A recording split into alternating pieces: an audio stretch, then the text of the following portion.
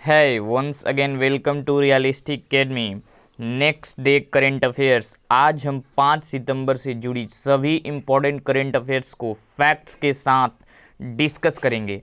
उसके बाद उनसे जुड़ी सभी रिलेटेड क्वेश्चंस हम इस वीडियो में ही नेक्स्ट पार्ट में करेंगे। अगर आप इस पीडीएफ डाउनलोड करना चाहते हैं, आज के करंट अफेयर्स का पीडीएफ डाउनलोड करना चाहते हैं, तो वो आपको टेलीग्राम ग्रुप में मिल जाएगा। टेलीग्राम का लिंक डिस्क्रिप्शन में दिया हुआ है, वहाँ से आप इस डेली के करंट अफेयर्स का पीडीएफ डाउनलोड कर सकते हैं। चलिए as usual with national current affairs में चलते हैं और देखते हैं कुछ नेशनल करंट अफेयर्स। तो सबसे पहले देखें तो बंगाल की खाड़ी में आरंभ हुआ 11वां इंद्र नेवी नौसेना अभ्यास। देखिए, भारतीय नौसेना और रूसी नौसेना के बीच द्विवार्षिक रूप से होने वाले द्विपक्षीय समुद्री अभ्यास जिसका नाम है इंद्रा नेवी, इंद्र इसका नाम है, इंद्र नेवी का 11वां संस्करण आरंभ हो गया है। ये 4 से 5 सितंबर तक चलने वाला था। मतलब आज इसका समापन है। इस बार कोविड-19 की महामारी द्वारा लगे प्रतिबंधों के चलते बिना संपर्क में समुद्र में इंद्र नेवी जो है अभ्यास रूस के साथ शुरू किया गया है। अच्छा, तो रूस की बात है तो रूस की, अब मैं जब भी रूस की बात बताता हूं तो बोलता हूं रूस में उरल के पहाड़ हैं, रूस में बैकाल लेक है और रूस में यूरोप के सबसे बड़े माउंटेन माउंट एल्बरस है। नेक्स्ट बढ़ते हैं। हाल ही में सिक्किम ने मनाया पैंग लहासबोल त्योहार। देखिए, एक महत्वपूर्ण और ऐतिहासिक सांस्कृतिक रूप से महत्वपूर्ण त्यौहार है सिक्किम के लिए। ये सिक्किम में मनाया जाता है। जिस तरह से हम देश भर में दिवाली मनाते हैं जिसका कुछ ऐतिहासिक मतलब है, जिसका कोई ऐतिहासिक मतलब पीछे से जुड़ी हुई कहानियां हैं, उसी तरह से सिक्किम में पैंग लहासबोल त्यौहार जो है उस सिक्किम का ऐतिहासिक और सांस्कृतिक रूप से महत्वपूर्ण त्यौहार है। इसमें क्या लोग अभिभावक जो हैं, इसमें लोग अभिभावक देवताओं जो एंसेस्टर डाइटी हैं, जो देवता हैं, उनको उनकी श्रद्धांजलि व्यक्त करते हैं, उनको याद करते हैं और उस कहानी को याद करके आपसी जो शांति के लिए भी, आपसी शांति और सम्मेलन के लिए आपस में भी ये पैंग लहासबोल त्यौहार सिक्किम में मनाया जाता है। अब सिक्किम की बात है तो आप मैप में देख सकते हैं सिक्किम के अगर मुख्यमंत्री की बात करें तो प्रेम सिंह तमंग हैं। अगर गवर्नर की बात की जाए तो गंगा प्रसाद जी सिक्किम के गवर्नर हैं। नेक्स्ट बढ़ते हैं तो अभी हाल ही में पबजी को बैन किया गया है। भारत में काफ़ी प्रचलित गेम जो पबजी है उसको बैन किया गया था और इसके बैन होने के बाद अब भारतीय नायक अक्षय कुमार, मशहूर नायक अक्षय कुमार जो हैं, वो फौजी गेम, मल्टीप्लेयर गेम पबजी की तरह ही ये भी गेम है, फौजी गेम को लाने के लिए लॉन्च करने का अनाउंस कर दिया है, घोषणा कर दिया है, बड़ा किया ऐलान। जल्द मिलेगा देश को अपना फौजी गेम। देखिए, ये भारत जो प्रधानमंत्री के द्वारा आत्मनिर्भर भारत चलाया गया है उसका ये एक पहल है।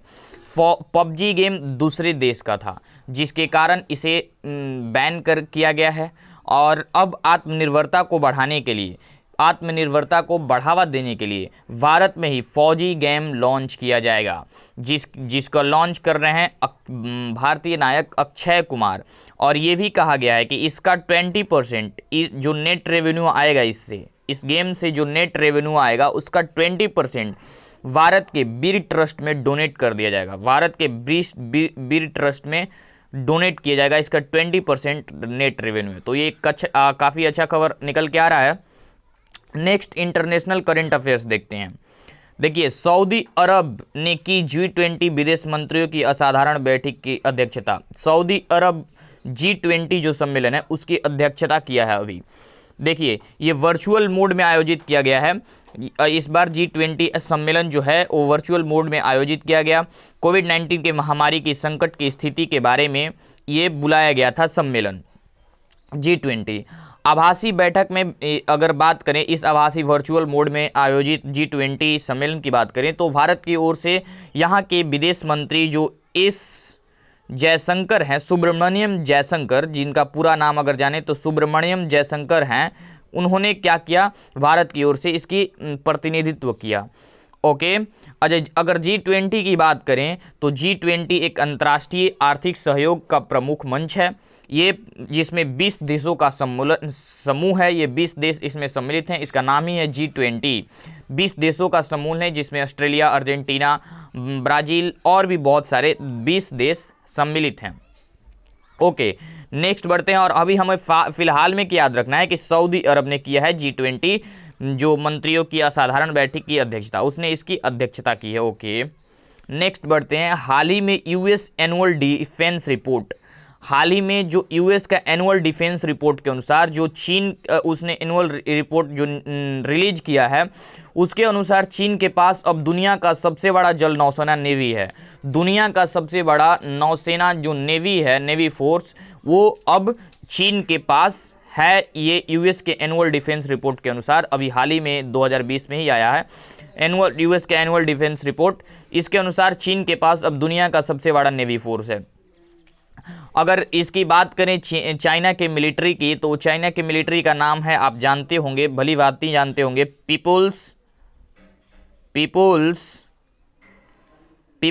जो है रिपब्लिक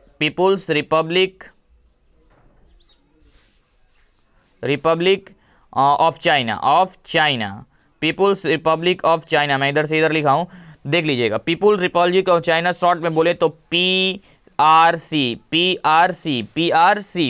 ये जो चाइना की नौसेना है, इसका नाम है पीपुल्स रिपब्लिक ऑफ चाइना।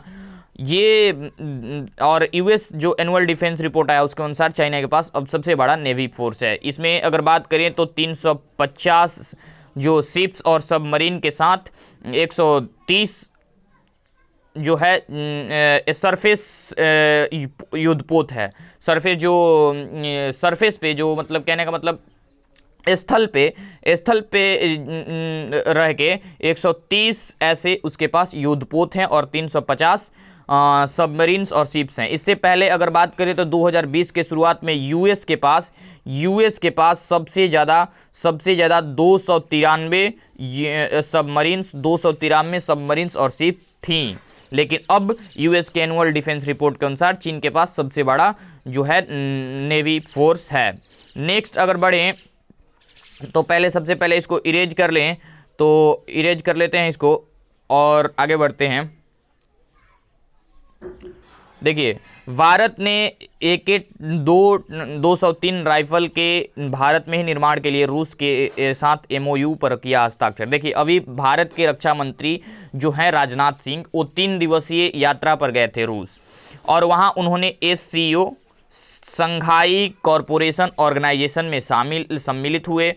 इस मीटिंग के दौरान रक्षा मंत्री ने AK-23 यहाँ पे AK-23 बोल रहा हूँ, सॉरी, AK-203 राइफल जो है उसके निर्माण के लिए भारत में ही अब इसका निर्माण किया जाएगा रूस के सहयोग से। उसके लिए इन्होंने डील पर साइन किया, MOU का हस्ताक्षर किया, मेमोरेंडम ऑफ अंडरस्टैंडिंग पर हस्ताक्षर किया है। अब इसको भारत में ही निर्माण किया जाएगा और रूस के सहयोग से।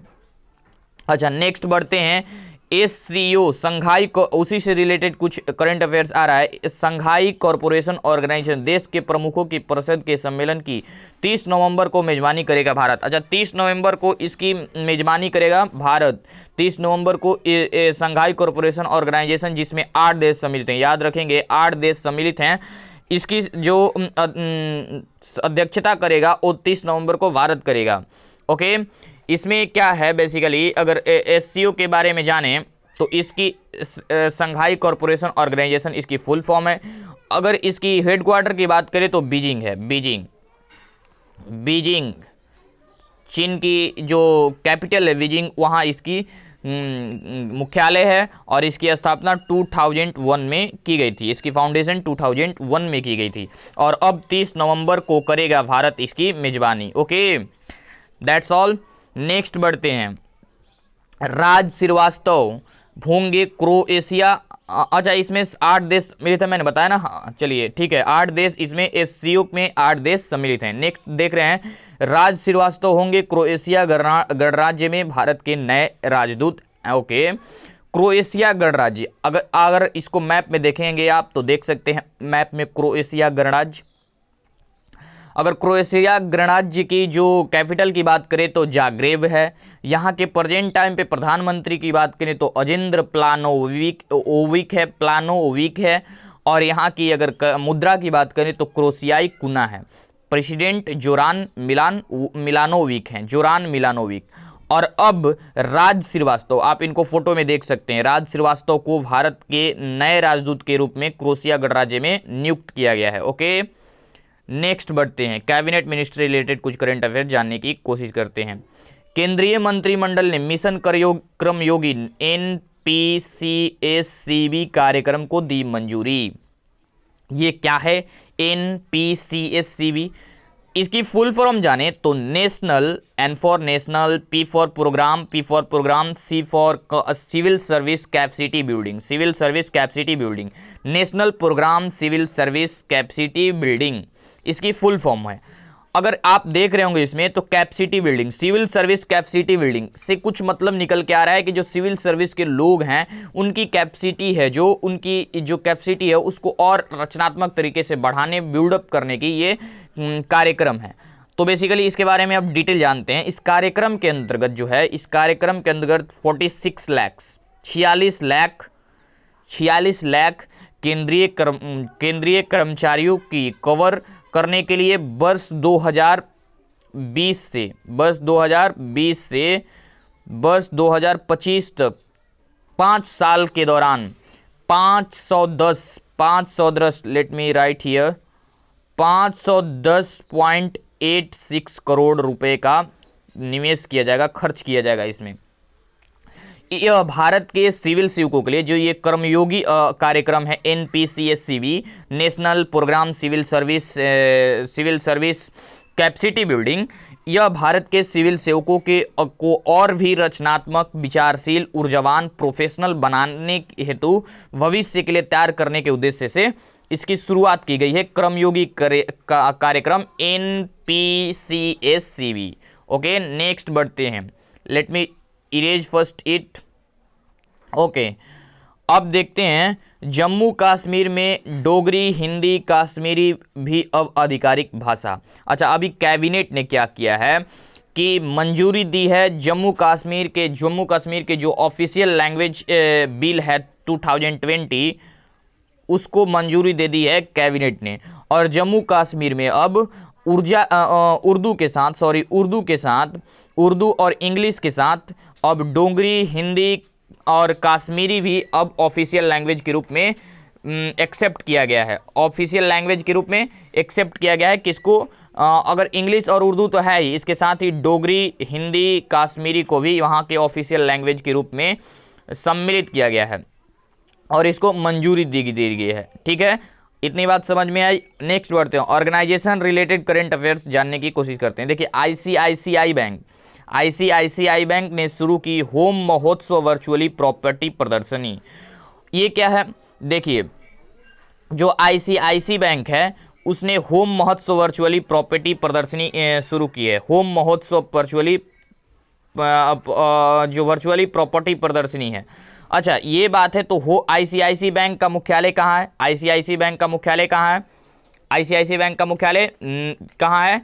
ये है मुंबई में ही, ये है मुंबई में ही। ओके, और इसने अभी होम महोत्सव वर्चुअली प्रॉपर्टी प्रदर्शनी की शुरुआत की है, आप याद रखेंगे, करेंट है।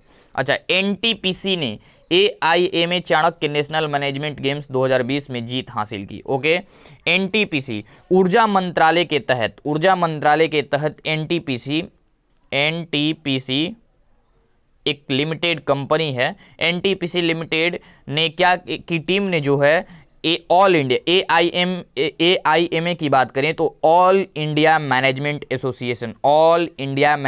एसोसिएशन में जीत हासिल की है। ओके, अगर एनटीपीसी टीम की बात करें तो ये ऑल इंडिया मैनेजमेंट एसोसिएशन में जो चाणक्य राष्ट्रीय प्रबंधन खेल के नाम से भी जाना जाता है, AIM all India management association के द्वारा जो चलाया गया चाणक्य राष्ट्रीय प्रबंधन खेल, उस 2020 में एनटीपीसी की टीम ने जीत हासिल की है। एनटीपीसी बेल्लूर तमिलनाडु की टीम है।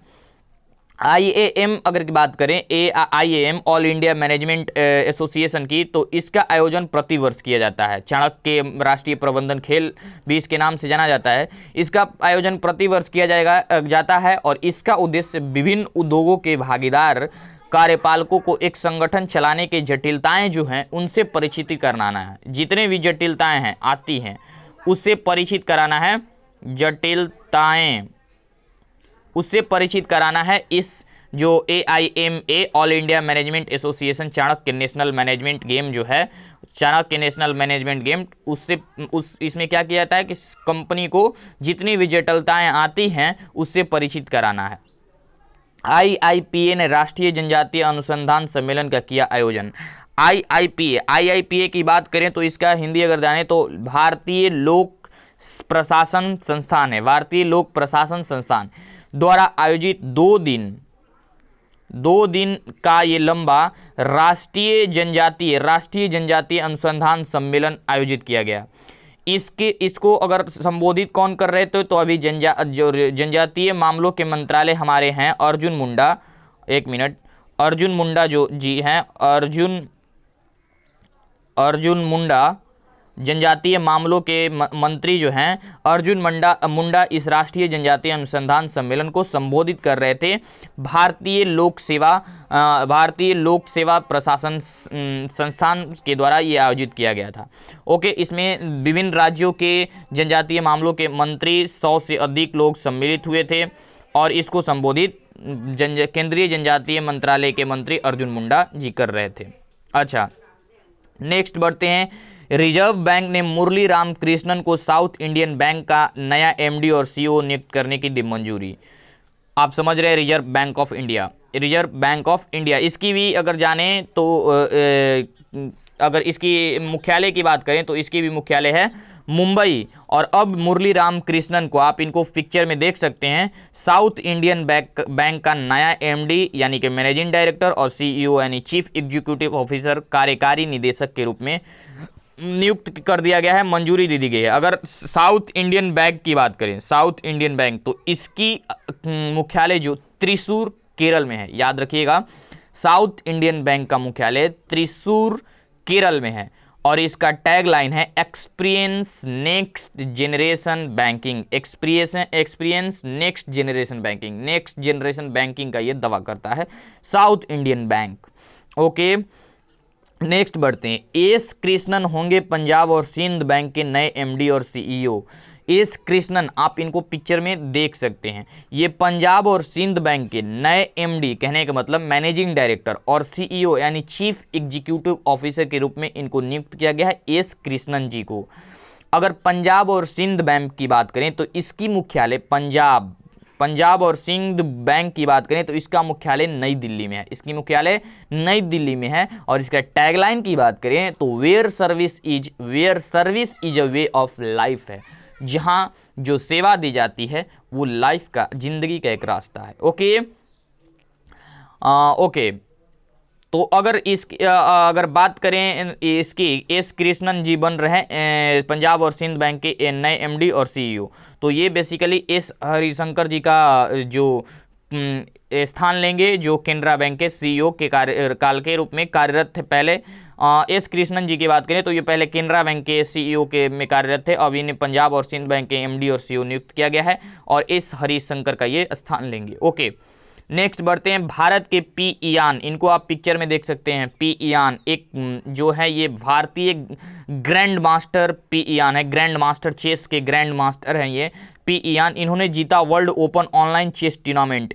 इन्होंने अभी ऑनलाइन आयोजित किया गया था world open online chess tournament, उसमें अपनी जीत जो है अपना नाम कर लिया है annual world open online chess tournament. वो हर साल ये आयोजित किया जाता है world open online chess tournament, और इस बार भारत के P इयान ने अपना इसमें नाम इसको अपने नाम कर लिया है। ओके, अगर world open online chess tournament की बात करें तो इसमें 16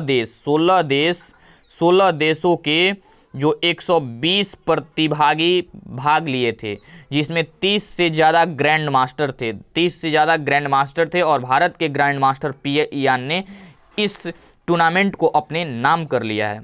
ओके, नेक्स्ट बढ़ते हैं। इंग्लैंड के पूर्व क्रिकेटर डेविल कैपेल का निधन। इंग्लैंड के पूर्व क्रिकेटर डेविल कैपेल का निधन। आप इनको डेविल कैपेल को पिक्चर में देख सकते हैं, और अब इनका निधन हो गया है। इन्होंने 1987 से 1990 3 सालों के लिए, 1990 के बीच क्या हुआ था कि इंग्लैंड के लिए इन्होंने मैच खेला था 3 सालों के लिए, 1987 से 1990 के बीच, जिसमें उन्होंने 15 टेस्ट और 23 वनडे इन्होंने खेला था। और अगर ये बात करें तो ये 2013 में इंग्लैंड महिला टीम के कोच भी रह चुके हैं। 2016 से 2018 तक ये बांग्लादेश के महिला टीम के भी कोच रह चुके हैं। कौन? इंग्लैंड के पूर्व क्रिकेटर डेविड कैपेल, और इनका अब निधन हो गया है। Okay, let me erase it first. Okay, next बढ़ते हैं। और दिसंबर में रिलीज होगी पोप फ्रांसिस की नई बुक लेटेस्ट ड्रीम। आप इस बुक को देख सकते हैं, दिसंबर में रिलीज की जाएगी ये पोप फ्रांसिस की नई बुक जो है लेटेस्ट ड्रीम। इस बुक में इन्होंने क्या बताया है कि कैसे संकट किसी व्यक्ति को उसके जीवन में आने वाली समस्याओं से निपटने की कला सिखाती है। जो संकट होता है, बेसिकली प्रॉब्लम्स आते हैं किसी भी व्यक्ति के जिंदगी में, वो जीवन के जो समस्याएं हैं उससे निपटने की कला कैसे सिखाती है वो संकट, इस बुक में उन्होंने डिस्कस किया है लेटेस्ट ड्रीम में। तो इस प्रकार से ये हमारा आज की करंट अफेयर्स के सारे फैक्ट्स एडिटोरियल पार्ट्स में हमने वर्ड बाय वर्ड डिस्कस कर लिया है। नेक्स्ट अब हम टेस्ट करेंगे और चेक करेंगे खुद को कि हमने कितना ग्रैब किया इस एडिटोरियल पार्ट से। तो आप प्लीज सारे क्वेश्चंस को अटेम्प्ट कीजिए ऑनेस्टली, और चेक कीजिए कि आपने कितना ग्रैब किया, कितना कैच किया इस एडिटोरियल पार्ट से, जिससे कारण आपको रिवीजन करने हो जाती है और याद करने की कोई ज़रूरत नहीं पड़ती है। बेसिकली अगर आप सिर्फ क्वेश्चन करते हैं, जहां भी करते होंगे, तो वो आप लिखने या रटने की कोशिश करते हैं, जो करंट अफेयर्स को रट कर और लिख कर कभी याद नहीं किया जा सकता है। और ये बेसिकली मैं एडिटोरियल पार्ट में सबसे पहले सभी फैक्ट्स को डिस्कस कर लेता हूं, उसके बाद आपसे क्वेश्चन करवा लेते हैं, जिसके कारण आप की अब रटने और लिखने की जो काम है वो करना उचित नहीं, अब जरूरत भी नहीं है बेसिकली। तो चलिए देखिए, नेक्स्ट पहला क्वेश्चन है, होम उत्सव प्रदर्शनी किस बैंक के द्वारा शुरू किया गया? तो अभी मैंने बताया कि आईसीआईसी बैंक के द्वारा ये होम उत्सव प्रदर्शनी शुरू किया गया है। अच्छा, अभी हाल ही में G20 की अध्यक्षता किसने की? G20 सम्मेलन की अध्यक्षता किसने की? ऑप्शन है Australia, Bharat, Saudi America, non of these. Yes, right answer is Saudi America ने अभी G20 की अध्यक्षता की है। इंद्र भारत और किस देश के साथ अभ्यास होता है? कौन से देश के साथ इंद्र अभ्यास होता है? जापान, रूस, जापान, बांग्लादेश, श्रीलंका। या you are right, correct option is रूस। रूस के साथ रूस और भारत के बीच इंद्र अभ्यास होता है। भारत में made in India AK-203 rifle बनाने के लिए किस देश के साथ MOU पर हस्ताक्षर किया गया है? ऑप्शन है Bangladesh, America, Japan, and D option is the रूस। बताइए, रूस is the correct option, you are right.